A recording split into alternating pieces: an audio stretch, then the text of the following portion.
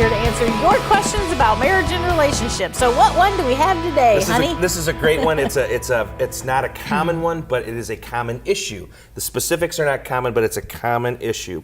Our greatest challenge has been trying to adjust to seeing each other on a daily basis after so many years of him being an over-the-road trucker that was only home for a day and a half every weekend. It's something we are still working on. Now, why I say, because not everybody's an over-the-road trucker, but what's happened is this is a transition in their life. Right, and I know for some of our friends that transition happens in retirement. You know, you've been away from each other all day working or however it works, and then all of a sudden the transition happens, retirement happens, and now you're both in the same house all day long. You're in my face all day long.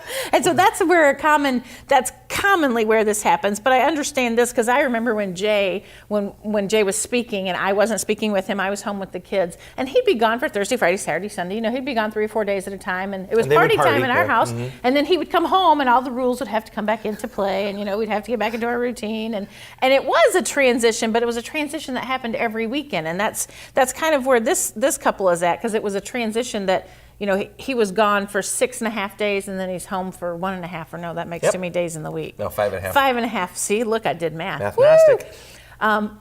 But getting back in those routines, and again, it takes communication. You know, Jay, when the kids and I would party when he was gone, and then we didn't party when he was home, he's like, well, that's not fair to me. I want to be in on the fun. So we got to have fun when I'm home.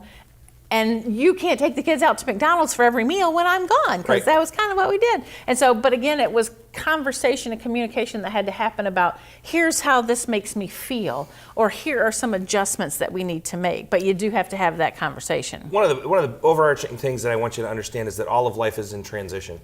And just because it's been this one way for a long time doesn't mean that this isn't as common as some of the other transitions you've gone through.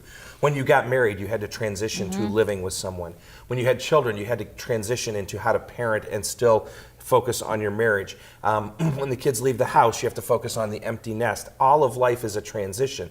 Our parents, we're transitioning with them as they're becoming elderly. And so, They probably are offended that he just said that too. Oh yeah. But realize this, it's just a transition. And communication is what's going to make it work. We're Jay and Laura LaFoon.